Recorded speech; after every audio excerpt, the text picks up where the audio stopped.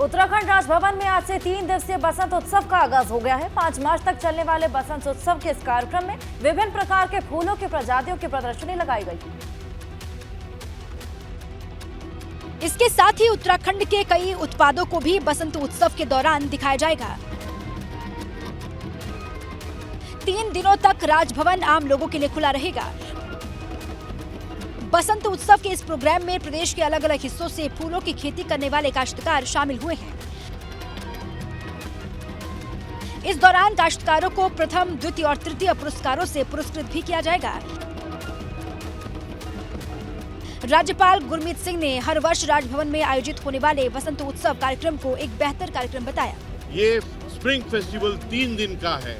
देखिए, शिव जी का आशीर्वाद 3 दिन का 3 दिवसीय इवेंट है। प्रदेश के टिमरू फूल को राजभवन में बसंत उत्सव के दौरान विशेष फूल का दर्जा दिया गया है, जिसे डाक विभाग के पोस्ट कार्ड पर स्थान दिया जाएगा। राजभवन में 2003 से शुरू किया गया बसंत उत्सव देहरादून की पहचान बन चुका है। इसमें 700 से भी ज्यादा ग्रुप हमारे इसमें भाग ले रहे हैं। उन सभी को अपने अपने जो उत्पाद हैं, उन उत्पादों को कहीं न कहीं एक बड़ा स्थान प्राप्त होगा। दरअसल पुष्प प्रदर्शनी के रूप में शुरू हुआ यह आयोजन एक बड़े सांस्कृतिक और आर्थिक महोत्सव में तब्दील हो चुका है। सपा के एमएलसी स्वामी प्रसाद मौर्य ने एक नया ट्वीट करके फिर से सियासी माहौल गर्मा दिया है। स्वामी प्रसाद मौर्य ने ट्वीट कर राष्ट्रीय स्वयंसेवक संघ प्रमुख मोहन भागवत के उस बयान पर सहमति जताई है, जहां उन्होंने हिंदू धर्म ग्रंथों की दोबारा समीक्षा करने की बात कही। स्वामी प्रसाद मौर्य ने ट्वीट करते हुए लिखा, आरएसएस प्रमुख मोहन भागवत जी द्वारा स्वीकार करने के बाद कि कुछ स्वार्थी लोगों ने धर्म ग्रंथ में कुछ घुसाया है जो गलत है। फिर एक बार समीक्षा जरूरी है, तो क्या आप सिर काटने, जीभ काटने, हाथ नाक कान काटने वाले तथाकथित ढोंगी धर्माचार्य सार्वजनिक रूप से गलती मानकर मेरी बात पर अमल करेंगे? इसके पहले भागवत ने नागपुर में आर्यभट्ट खगोल उद्यान के उद्घाटन के अवसर पर हिंदू धर्म को लेकर बड़ी बात कही, जहां उन्होंने ग्रंथों और परंपराओं की समीक्षा की बात बोली। हमारे पास हमारे पूर्वजों का किया कुछ न कुछ है। अब वो परंपरा से चलते आया। पहले हमारे यहाँ ग्रंथ नहीं थे, मौखिक परंपरा से चला। बाद में ग्रंथ हुए, वो ग्रंथ इधर से उधर चले गए। फिर बाद में स्वार्थी लोग भी घुस गए, उन्होंने ग्रंथ में कुछ घुसा दिया जो बिल्कुल गलत है। तो उन ग्रंथों की, उस परंपरा के ज्ञान की फिर एक बार समीक्षा आवश्यक है। समीक्षा की बात करते हुए उन्होंने ये भी कहा कि कसौटी पर वही टिकेगा, या तो वो विज्ञान हो या फिर धर्म। प्रयागराज के उमेशपाल हत्याकांड में बम बरसाने वाला गुड्डू मुस्लिम पुलिस की गिरफ्त से अब तक फरार है और इसी बीच एपीपी गंगा की टीम गुड्डू मुस्लिम के ठिकाने तक पहुंच गई, जिसे जल्द ही जमींदोज किया जा सकता है। प्रयागराज के सुलेमसराय में उमेशपाल पर हमले के दौरान बेखौफ बमबारी करने वाला यही शख्स गुड्डू मुस्लिम है, जिसने हमले के दौरान एक के बाद एक बम मारकर पूरे इलाके में दहशत फैला दी थी, जो वारदात के बाद से अब तक पुलिस की पकड़ से दूर है। लेकिन एबीपी गंगा ने आखिरकार गुड्डू मुस्लिम का मकान ढूंढ निकाला। इस वक्त हम गुड्डू मुस्लिम के घर को खोजते हुए पहुंच आए हैं। प्रयागराज के चक निरातुल मोहल्ले में गुड्डू मुस्लिम का ये घर है। बेहद सकरी गली में है। मुश्किल से 2 से 2.5 फीट कई जगह पर चौड़ाई इस गली की है। उमेशपाल हत्याकांड के बाद से ही गुड्डू मुस्लिम फरार है और चक निरातुल इलाके में मौजूद गुड्डू मुस्लिम के घर पर ताला लटका हुआ है। किया जाता है कि वो हार्डकोर क्रिमिनल है, हिस्ट्री शीटर है, अतीक गैंग का सक्रिय सदस्य है। वारदात के बाद से न सिर्फ गुड्डू मुस्लिम फरार है, बल्कि उसके घर वाले भी, परिवार के लोग भी घर छोड़कर लगातार गायब हैं। उमेशपाल की हत्या के बाद अतीक अहमद के खास गुर्गों के खिलाफ कार्रवाई की कड़ी में अब गुड्डू मुस्लिम का घर बुलडोजर चलवाने के लिए चिन्हित कर दिया गया है। लेकिन जिस जगह पर गुड्डू मुस्लिम का घर मौजूद है, वहां तक बुलडोजर को ले जाना भी लगभग नामुमकिन है। एक तरफ प्रयागराज में अतीक अहमद के गुर्गों पर बुलडोजर वाला एक्शन लगातार जारी है, तो वहीं दूसरी तरफ एक बार फिर माफिया डॉन मुख्तार अंसारी की एक इमारत पर बुलडोजर चल गया है। मऊ शहर में मौजूद ये इमारत माफिया डॉन मुख्तार अंसारी की मां राबिया बेगम के नाम पर थी, जिसे मुख्तार के बेटों अब्बास और उमर अंसारी के नाम पर ट्रांसफर कर दिया गया था। लेकिन गैंगस्टर एक्ट के तहत मुख्तार की इस अवैध संपत्ति को जब्त कर लिया गया था और आखिरकार इस इमारत पर प्रशासन का बुलडोजर चल गया। नैतिक तरीके से अर्जित की हुई संपत्ति जो बिना नक्शा पास कराए बनाया गया है, डीएम साहब के आदेश पर इसको गिराया जा रहा है। मुख्तार अंसारी ने अपने खौफ के दम पर इस 2 मंजिला इमारत को अवैध तरीके से अर्जित किया था, जिसे ढहाने के लिए 2 बुलडोजर लगाए गए थे और किसी भी तरह के हालात को काबू में करने के लिए भारी संख्या में फोर्स की तैनाती की गई थी, जिसके बाद देखते ही देखते 2 मंजिला इमारत को जमींदोज कर दिया गया। और यहाँ पर व्यवस्था लगाई गई है, पुलिस की पूरी सुरक्षा व्यवस्था लगाई गई है। आप पीछे आप देख सकते हैं कि पुलिस की पूरी सुरक्षा व्यवस्था लगाई गई है। बांदा जेल में बंद मुख्तार अंसारी के खिलाफ हत्या और हत्या की कोशिश समेत कई संगीन आरोपों में 52 से ज्यादा मुकदमे दर्ज हैं, जिनमें से कई मामले ट्रायल पर हैं और अब तक मुख्तार की 500 करोड़ से ज्यादा की संपत्ति जब्त की जा चुकी है। उत्तर प्रदेश पुलिस ने जेल में बंद सपा विधायक इरफान सोलंकी के खिलाफ एक और बड़ी कार्रवाई की है। कानपुर के बाद शुक्रवार को गाजियाबाद में इरफान की एक संपत्ति को पुलिस ने जब्त कर लिया है।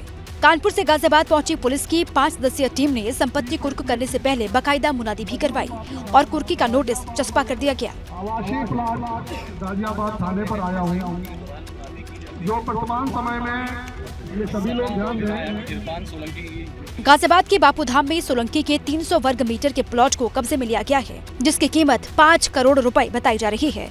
ये प्लॉट बसपा सरकार में विधायकों को आवंटित हुए थे। 2017 में इरफान सोलंकी और उनकी पत्नी नफीसा ने इसकी रजिस्ट्री करवाई थी। पत्नी को 14वां यूपी गैंगस्टर एक्ट के तहत इसको राज्य सरकार के पक्ष में हितबत किया गया है, जो बाजारू कीमत आज के समय में निकाली गई है वो 5 करोड़ के आसपास आकी गई है। इसके अलावा यूपी पुलिस इरफान के ग्रेटर नोएडा में एक्सप्रेस व्यू अपार्टमेंट के फ्लैट को जब्त करेगी। ये सभी विधायकों के प्लॉट है। ये जो प्लॉट्स है, ये प्लॉट विधायकों के प्लॉट है और ये बसपा गवर्नमेंट में विधायकों को आवंटित किए गए थे। मधुबन बापूधाम ये आवासीय योजना है। यूपी विधानसभा में 58 साल के बाद शुक्रवार को अदालत लगी, जहां कटघरे में 6 पुलिसकर्मी पेश हुए।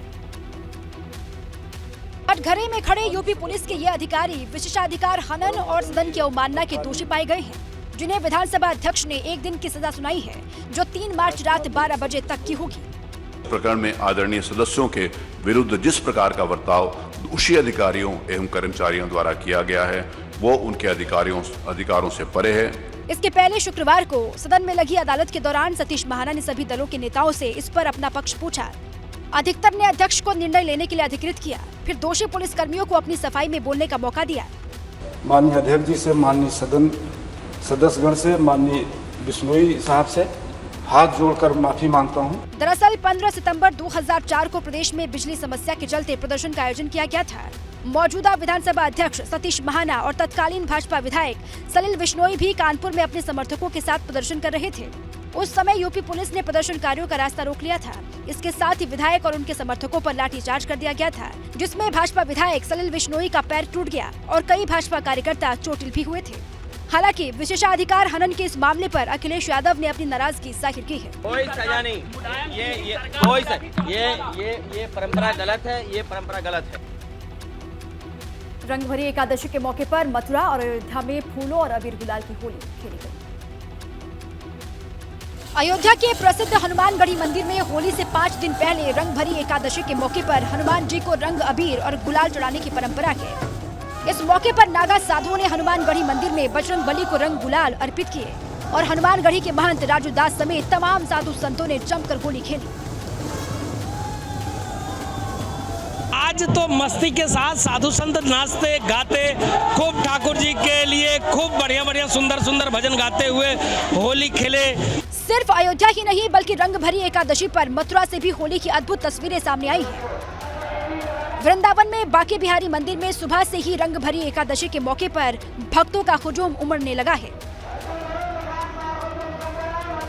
लोगों ने अबीर गुलाल के अलावा फूलों से जी भर करके होली खेली। मथुरा में वैसे तो कई दिन पहले से ही होली का उत्सव शुरू हो जाता है, लेकिन रंगभरी एकादशी पर खास तौर पर फूलों और टेसू के फूलों से बने रंगों और गुलाल से होली खेलने के लिए हजारों की संख्या में लोग मथुरा वृंदावन पहुंचते हैं। कांग्रेस नेता राहुल गांधी ब्रिटेन के दौरे पर हैं। उन्होंने कैम्ब्रिज में अपने संबोधन के दौरान दावा किया कि उनके फोन में जासूसी सॉफ्टवेयर पेगासस था। इतना ही नहीं, उन्होंने कहा कि भारत में बड़ी संख्या में नेताओं के फोन में पेगासस था। राहुल ने यह भी दावा किया कि एजेंसी के अफसरों ने उन्हें फोन पर संभलकर बात करने की सलाह दी थी। Had Pegasus on my phone. Large number of politicians have Pegasus on my phone, on their phone. I've been called by intelligence officers who tell me, listen, please be careful what you're saying on the phone because we are sort of recording this stuff. Cambridge university में बोलते हुए राहुल गांधी ने भारत के लोकतंत्र पर भी बड़ी बात कह दी। राहुल गांधी ने अपने भाषण में भारत में अल्पसंख्यकों के हालात पर भी चिंता जाहिर की है। 50% of people who live in a democratic space live in India, and so preserving and defending Indian democracy is more than just about India. Israeli जासूसी सॉफ्टवेयर पेगासस पर राहुल गांधी के दावे पर केंद्रीय मंत्री अनुराग ठाकुर ने पलटवार किया है। पेगासस कहीं और नहीं, उनके दिलो दिमाग पर बैठा हुआ। अनुराग ठाकुर ने राहुल गांधी पर देश को बदनाम करने के आरोप लगाए और ये भी कहा कि राहुल गांधी को बार बार झूठ बोलने और देश का अपमान करने की आदत है।